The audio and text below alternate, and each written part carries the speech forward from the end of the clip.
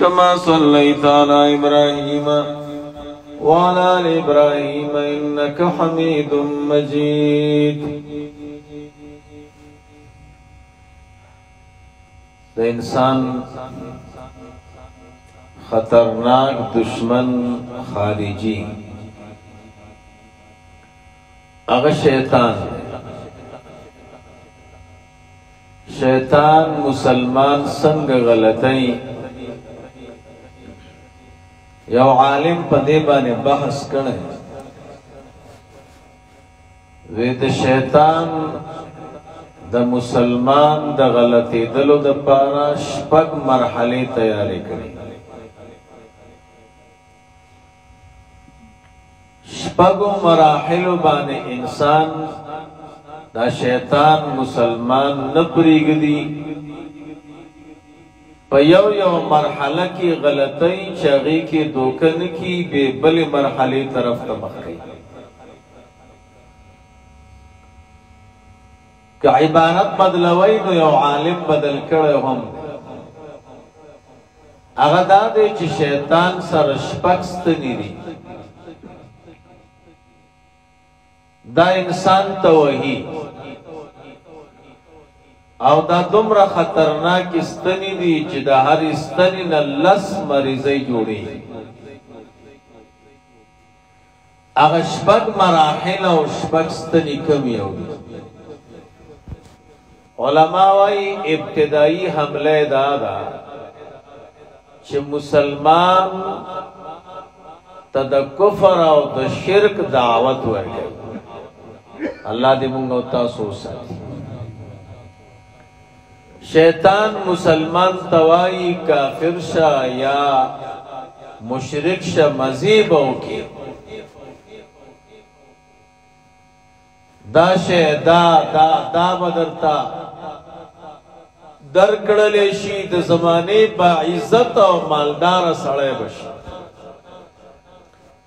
اسلام کې خټول قیدونه دي دا مکوا کفر کې او شرک کې ازادي ده. د اولنې حرب ده چې مسلمان د ایمان نخلاصي. الله دې موږ او تاسو وساتي. ډېر خلک په دې اوله مرحله کې یا په اوله ستنه باندې غلط کړو د ایمان نه اخلاص. خدا الله فضل او دا الله احسان د اسره سم کوم خلق باندې چې د الله احسان دی او د الله فضل دی. د شیطان دغه ستن ځان ته نه وایي. شیطان توایو شیطان ولی میں کافر کے ولی میں مشرک کے زما پلار زما نیکو زما ټول نسب مسلمانانو زنکم چې ایمان او اسلام پرېږده. زه خپل کار کوه د دنیا نعمتونه دا زه نه قبلوم او ایمان او اسلام قبلوم. کله چې د دین مسلمان انکار وکړي هغه ورپسې بل ستن روباسي. دا خو ووهه کنه دی ورته وایي دا د څه شي ستن ده؟ دا د بدعاتو ستن ده. بدعت هغه عمل ته وایي چې د انسان خپل طبیعتي او هغې ته دین ووایي. خوخه او تمنا او ارزوی خپله ده خو هغې ته رنګ د دین ورکړي. دې ته بدعت وایي. زموږ زمانه کې ډېر خلک د دین مسلې ته بدعت وایي. د هغې وجه دا ده چې ده ته نه یي معلوم هغه وایي که دا بدعت دی. د بدعت حکم هغه عالم کولی شي هغه ملا کولی شي چې دین کې ښه مهارت ولري او د دین ټول کتابونه کتلی خو بیا دا مسله پکې نه پیدا. بیا ضرور هغې ته بدعت وایي. بدعتم غیر دین ته دین ویل دې ته بدعت وایي. رسول الله مبارک صلی الله علیه وسلم فرمای من اهان صاحب بدعت، چا چې د یو بدعتي سپکاوی وکړ الله به د قیامت د ورځې د هغه لوی غم نه وساتي. ولی دین کی زیادت هم بند دی. کله چې انسان ته شیطان داستن وایي نو دی ورته وایي و شیطانه داستنم نه وهم، دا مرحله دې لرې کا. ولی زه الحمدلله علما لرم، مشایخ لرم، زما د علماو سره د دیندارو خلکو سره ربط دی، ما الله د بدعت نه بچ گئی نه وهم داستن. ځکه د الله فضل او د الله احسان د هغوی سره سم. کله چې دا دوی مستن هم تلري کي نو شیطان ورته درې مستن مخامخ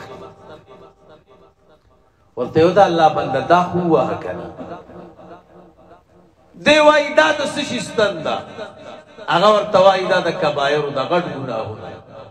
الله مو دې وساتي شراب وچیکا، غلا وکا، مور او پلار ته کنزا وکا، علماء ته، اولیاء ته، نیکانو خلکو ته، دین ته، مذهب ته کنزا وکا. ډېر خلک په دې کې گرفتار دي که نه دي گرفتار؟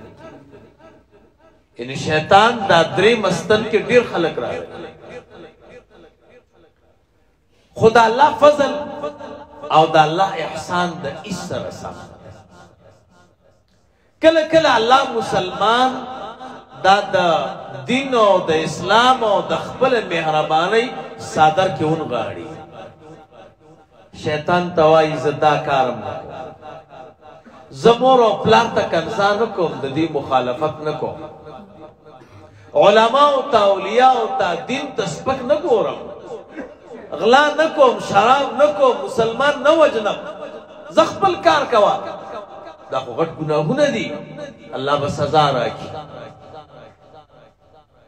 نو د الله په فضل او د الله په احسان کله کله الله مسلمان بچي.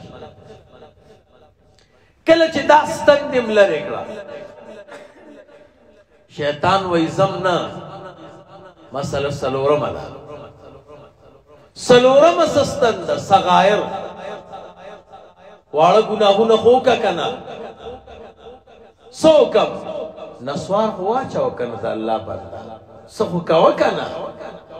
سګرټ وڅکه، دروغ ووایه، ګپ شپ کې دروغ ووایه، غیبت وکړه د یو مسلمان، څه خو وکړه که نه؟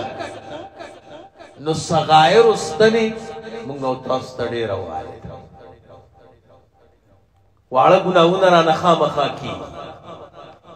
خو ما تاسو ته وي د الله فضل، د الله احسان او د الله مهرباني د دې سره سمه ده.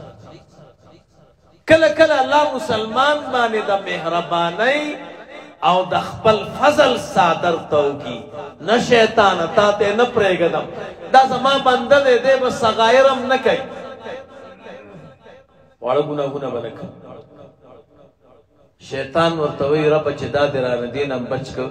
یو پنځم استر لاره، دا داسې خطرناک دشمن دی. پنځمه د څه شي ده؟ فعل المباحات. فعل المباحات هغه کارونه به در باندې کوي چې صحیح د عذاب خو پکې نشته خو ثواب به هم نه وي.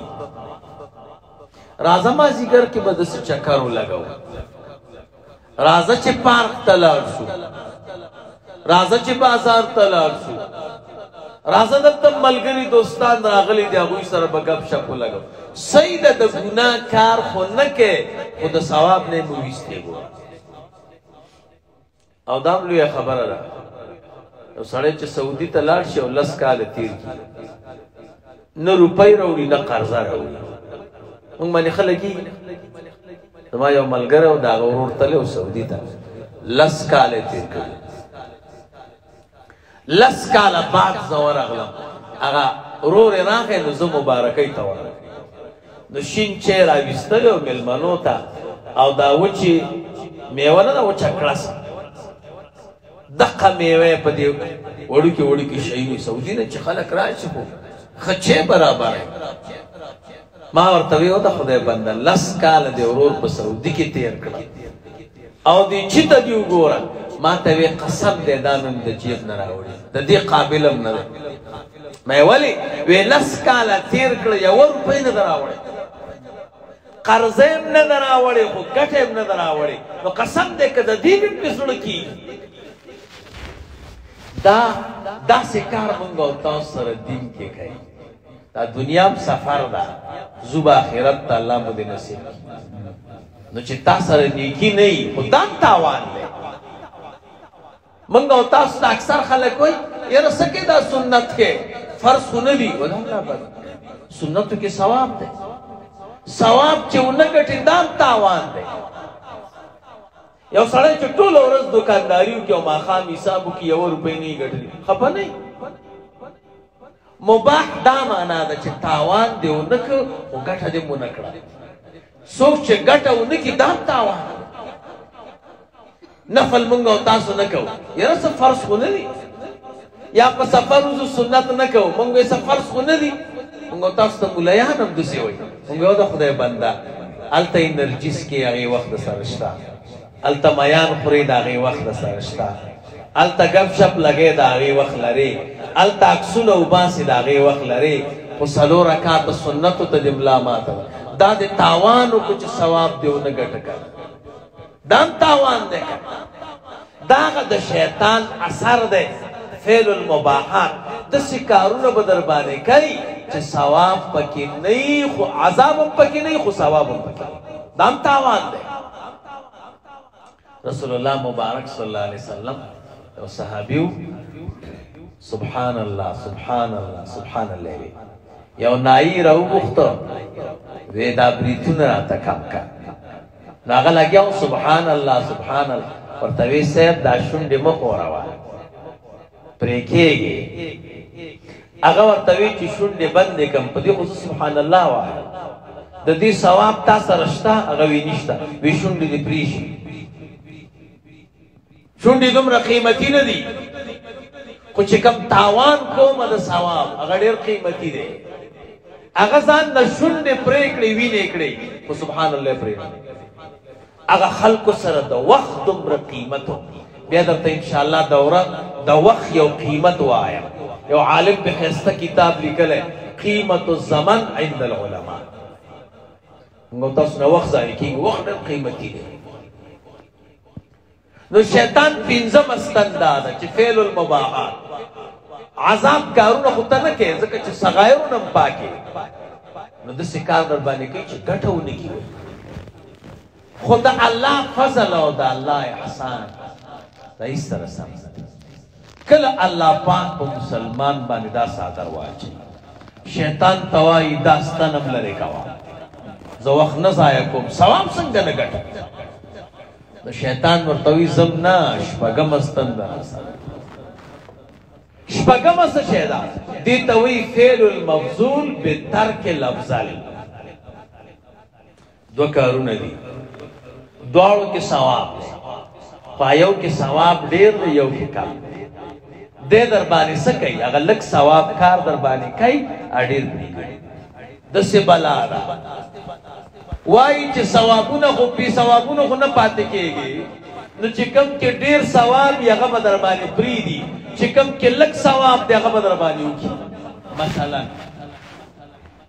اول تکبیر کې ډېر ثواب او تسبیح کې هم ثواب ډېر دی تسبیح د سره دی دې کې هم ثواب درود شریف سبحان الله هلته امام الله اکبر که دلته تسبیح نه دي پوره شیطان درته وایي دا تسبیح پوره کا لا امام ولاړ دی اول تکبیر کې ثواب ډېرو تسبیح کې ثواب کمو دې درته وایي تسبیح پوره کا دا هم ښه کار دی هغه ډېر ثواب یې در باندې پرېښو دا لږ ثواب یې در باندې یا مثلا موږ او تاسو حدیث وایو سار ترجمه کوو د دې حدیث ثواب د مونځ نه ډېر دی د دې حدیث ثواب د تلاوت نه ډېر دی تا ته به وایي پرېږده حدیث به واورې مونځ وکړه او تلاوت وکړه او ذکر وکړه یا یې باندې ودرېږه ګوره داسې کار در باندې کوي ډېر ثواب در باندې پرېږدي